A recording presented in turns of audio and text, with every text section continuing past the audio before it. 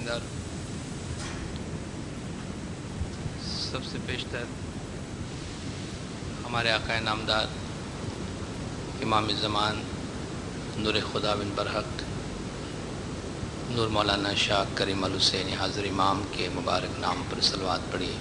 اللہم صلی علی محمد و آل محمد۔ دیندار، بیت الخیال جس کی مجلس میں آج ہم بیٹھے ہیں،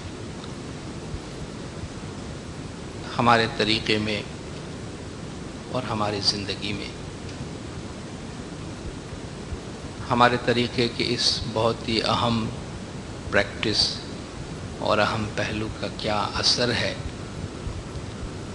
اور پریکٹیکلی ہماری زندگی سے، ہماری لائف سے کیا ڈیمانڈ کیا جاتا ہے، آج اس کے بارے میں ہم بات کریں گے۔ اگر پہلا سوال یہ پوچھا جائے کہ بیت الخیال کیا ہے یا بیت الخیال کا مطلب کیا ہے، تو لٹرلی اس کا ترجمہ خیال کا گھر ہوتا ہے، the house of meditation اور the house of contemplation اور the house of thoughts۔ اس خیال کے گھر میں یا اس خیال کے اس لیول پر جہاں جماعت کا ایک خاص طبقہ، جماعت کے کچھ خاص لوگ جمع ہو کر کوئی خاص قسم کی پریکٹس کرتے ہیں، اس کا کیا مطلب ہے، اس کا کیا پرپس ہے، اس کی کیا ہسٹری ہے۔ اگر ہم بہت ہی سادہ لینگویج میں کہیں تو ہم یہ کہہ سکتے ہیں کہ بیت الخیال اسپریچول پروگریس یا روحانی ترقی کا راستہ ہے۔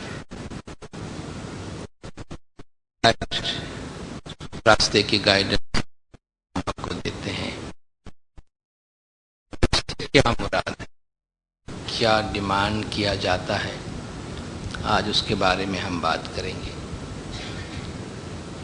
اسپریچول پروگریس کیا ہے اور کس طرح ہم اس بات کو ثابت کریں کہ اسپریچول پریکٹس یا اسپریچول پروگریس کے لیے ہمیں بیت الخیال جیسی کسی پریکٹس کی ضرورت ہے۔ جب ہم روحانی ترقی یا اسپریچول پروگریس کی بات کرتے ہیں تو ہمارے پاس دو بیسک ٹرمز آتے ہیں، دو الفاظ آتے ہیں، ایک روح ہے، ایک ترقی ہے، ایک اسپرٹ یا سول ہے اور دوسرا پروگریس ہے۔ سب سے پہلے ہم یہ جاننے کی کوشش کریں کہ سول کا کانسیپٹ کیا ہے، اسپرٹ کا کانسیپٹ کیا ہے، اور اس کے ساتھ پروگریس یا ڈیولپمنٹ کا ورڈ لگانے کی ضرورت کیوں پیش آئی ہے۔ روح کے بارے میں، سول یا اسپرٹ کے بارے میں اللہ تبارک و تعالیٰ قرآن شریف میں فرماتا ہے کہ وَيَسْأَلُونَكَ عَنِ الرُّوحِ، اے محمد صلی اللہ علیہ وآلہ وسلم، یہ لوگ تجھ سے روح کے بارے میں پوچھتے ہیں۔ یہاں روح سے مراد سول بھی ہے، اور یہاں روح سے مراد حضرت جبرائیل بھی ہے، کیونکہ جبرائیل کا ایک نام الروح ہے۔ ممکن ہے جبرائیل کے آنے جانے کے بارے میں بھی پوچھا گیا ہو، اور یہ بھی پاسبل ہے کہ اس میں روح کے بارے میں پوچھا گیا ہے۔ یہ لوگ آپ سے پوچھتے ہیں اے محمد کہ روح کیا ہے، اور اس سے پتہ چلتا ہے کہ اس زمانے میں بھی لوگ اتنے ہی کیوریس تھے جتنے آج ہم ہیں۔ پروفٹ کے زمانے میں بھی لوگ آپ سے بہت سارے سوالات پوچھتے تھے۔ آپ قرآن شریف دیکھیں گے تو بہت سی آیات یسألونک سے شروع ہوتا ہے، oh profit they are asking you, وہ آپ سے پوچھتے ہیں، یہ سوال پوچھا گیا ہے۔ تو اے محمد، یہ لوگ آپ سے پوچھتے ہیں کہ روح کیا ہے، یا روح کے بارے میں پوچھتے ہیں۔ قل الروح من امر ربی، ان کو بتا دیں کہ روح میرے پروردگار کے امر سے ہے۔ وما اوتیتم من العلم الا قلیلا، تم کو نالج دیا گیا ہے مگر بہت تھوڑا، اس کے بارے میں تم کو بہت زیادہ علم اور بہت زیادہ نالج نہیں دی گئی ہے۔ وجہ اس کی یہ ہے کہ یہ امر سے ہے، اور یہ امر کیا ہے؟ قُلِ الرُّوحُ مِنْ أَمْرِ رَبِّي, tell them the soul is from the command of my Lord. یہ کمانڈ یا امر کا ورڈ جو یوز ہوا ہے یہ کیا ہے؟ ایک اور جگہ پہ قرآن شریف میں اللہ تعالیٰ فرماتا ہے کہ الا لہ الخلق والامر تبارک اللہ احسن الخالقین. ان کو بتا دو کہ اللہ کے لیے امر بھی ہے اور خلق بھی ہے. اللہ کے نزدیک دو ٹائپ کی بینگز ہے یا دو قسم کی دنیایں ہیں.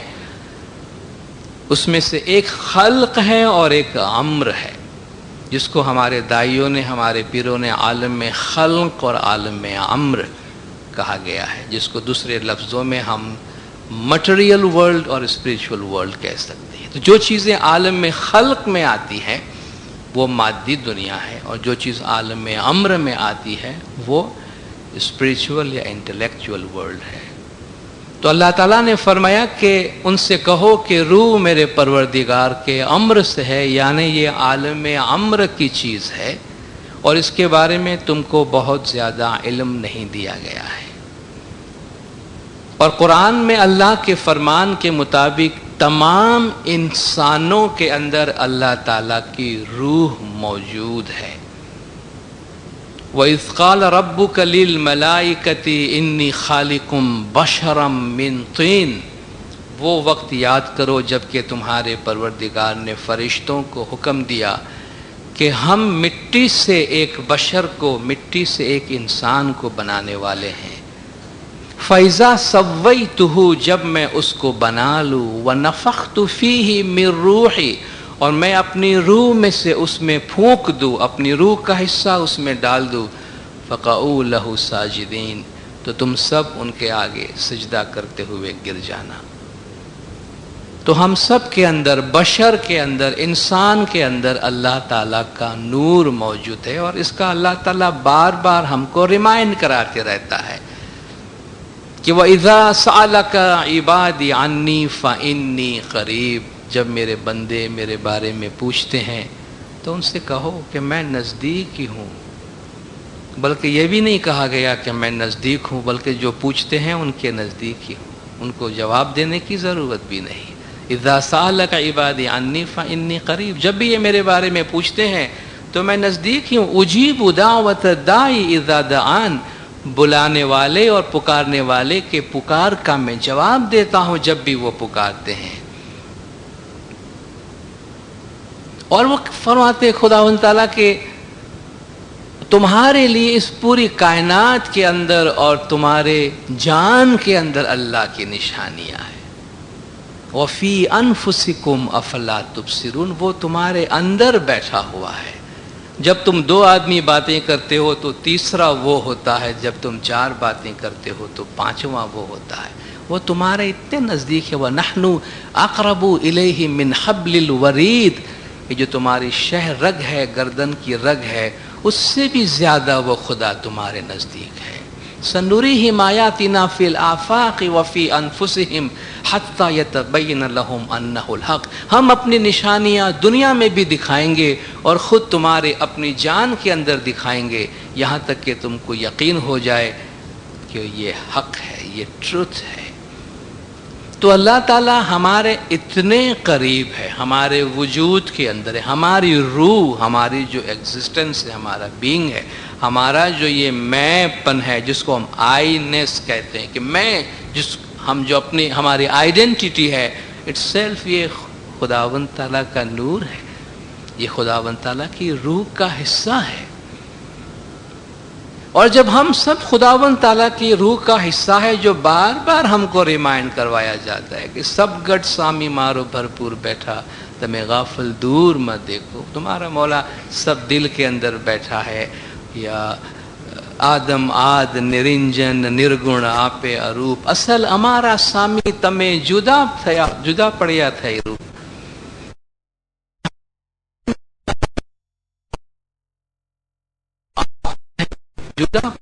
جدا پڑیا تھا روپ. ہم فارم میں آئے ہیں تو الگ ہو گئے. تو جب ہم سب سول ہیں، ہم سب اسپرٹ ہے، ہم سب روح ہے، ہمارا وجود روحانی ہے، تو پھر اس کے پروگریس کا کیا سوال پیدا ہوتا ہے؟ اب ہم سیکنڈ ٹرم پہ آتے ہیں کہ ہم جب خدا کے حصے ہیں،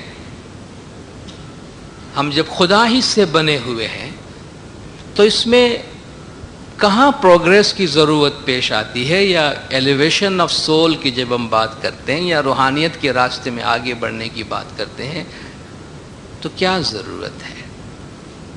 اس کی ضرورت کا جو کانٹیکسٹ ہے، اس کے پیچھے جو کانسیپٹ ہے، وہ یہ ہے کہ انسان کی روح جب اللہ تعالیٰ کے نور سے الگ ہو کر اس فزیکل ورلڈ میں آئی ہے، یہ جو ڈسٹینس کا ہمیں کانسیپٹ دیتے ہیں، یہ ڈسٹینس فزیکل نہیں ہے، یہ ڈسٹینس ڈائمنشن کے اندر ہے۔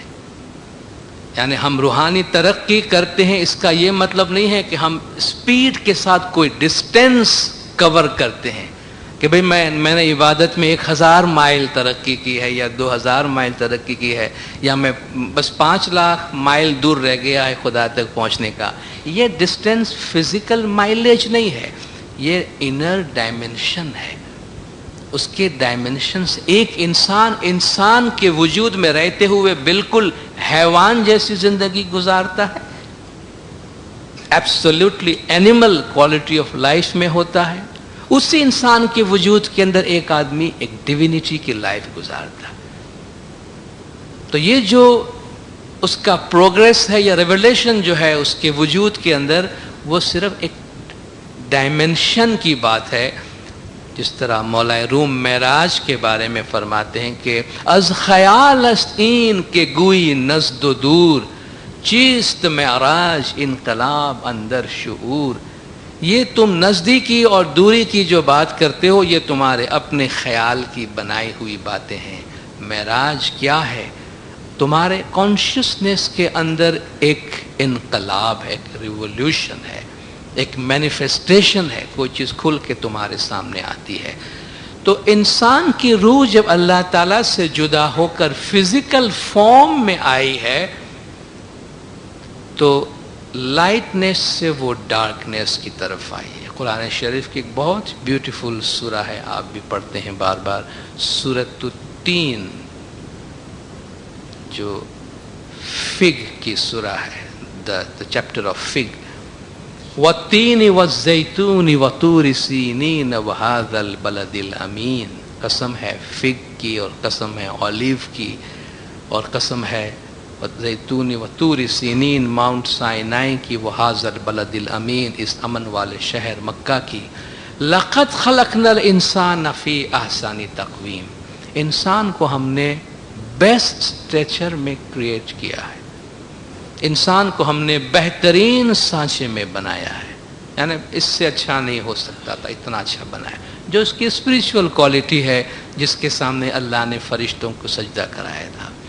ثم رددناہ اسفل سافلین، پھر ہم نے ان کو لوٹا دیا، واپس کر دیا پست ترین، نیچلے سے نیچلے درجے کی طرف۔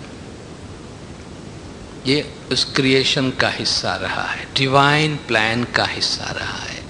تو انسان کی کریشن کے بعد جب انسان اس فزیکل بینگ میں آیا ہے، فارم میں آیا ہے، فارم لیسنس سے جب وہ فارم میں آیا ہے، تو اپنی اوریجن سے اس کا بہت زیادہ ڈسٹینس ہو گیا ہے۔ اور صوفیاز جو ہے، جو ہمارے مسٹکس راستے پہ چلنے والے لوگ ہیں، مسٹیکل راستے پر، وہ اس کے سمبولیکلی بہت سی مثالیں دیتے ہیں۔ ان میں سے ایک مثال وہ یہ دیتے ہیں کہ خدا اور بندے کے درمیان 70,000 پردے ہیں، ویلز ہیں۔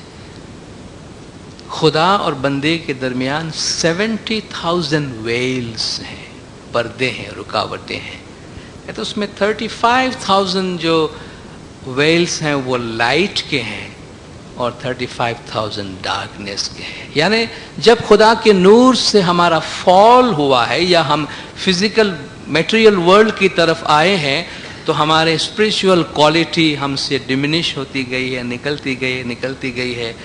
ایک ہم ایسی جگہ پر آئے جہاں لائٹ ختم ہوا اور ڈارکنیس شروع ہوا، اور پھر ڈارکنیس کے لیئرز شروع ہوئے ہیں، اور ہم ڈارکنیس کے بالکل پٹ باٹم ہے، وہاں جا کے ہم پہنچے ہیں، جہاں سے ہمیں بلایا جاتا ہے کہ انا للہ و انا الیہ راجعون، ہم اللہ کی طرف سے ہیں اور ہم یہ اللہ انا للہ ہی ہمارا ہاف سرکل کمپلیٹ کرتا ہے، ہمارے فال کو، و انا الیہ راجعون ہمارے اسینشن کو، ہماری واپسی کو ڈیفائن کرتا ہے۔